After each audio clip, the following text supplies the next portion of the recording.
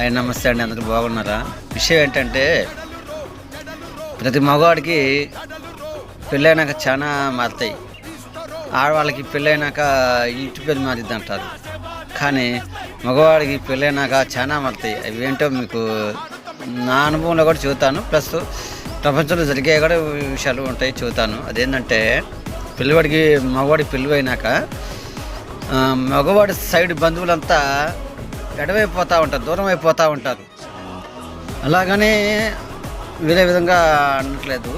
మగవారు అనేవాళ్ళు ప్రతి ఒక్క మగవాళ్ళు ఇటు వీళ్ళనే కాదు, అటు వాళ్ళనే కాదు, మగవాళ్ళ తరపు బంధువులు వాళ్ళ సైడ్ వాళ్ళు కూడా అంటే సేమ్ ప్రపంచం మొత్తం అలానే క్రియేట్ అవుతుంది అన్నమాట.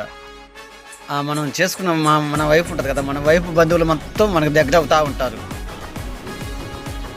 అలా ఎందుకు జరుగుతుందో నాకు తెలియట్లేదు, తెలుస్తుంది కానీ ఫర్దర్గా ఇక మనం అలా అడ్జస్ట్ అవ్వాల్సి వస్తుంది అన్నమాట. మన ఆడవాళ్ళ తరపు బంధువులందరూ ఏదో రూపాన్ని ఏదో విధంగా దగ్గర అవుతూనే ఉంటారు. వాళ్ళు ఫోన్లు చేయటం అనో, సంథింగ్ ఫంక్షన్కి పిలవటం అనో, ఇలా అని చెప్పేసి అవుతా జరుగుతూ ఉంటుంది. అదే మన తరపు బంధువులు, మగవాళ్ళ బంధువుల తరపు వాళ్ళు అయితే ఏదన్నా ఫంక్షన్ చెప్పినా కూడా వాళ్ళు ఎప్పుడు చెప్పారు, ఏంది చేశారు, మనకి ఎప్పుడు వచ్చారు అని ఒక అడ్డం ముక్క వేస్తారు. మేము దానికి మాట్లాడితేనేమో అలుగుతారు. ఇలా కొన్ని సమస్యల కారణాలు జరిగినవి కూడా నేను మీతో షేర్ చేసుకుంటున్నాను. ఇలా మీకు జరిగి ఉంటే కామెంట్ చేయండి.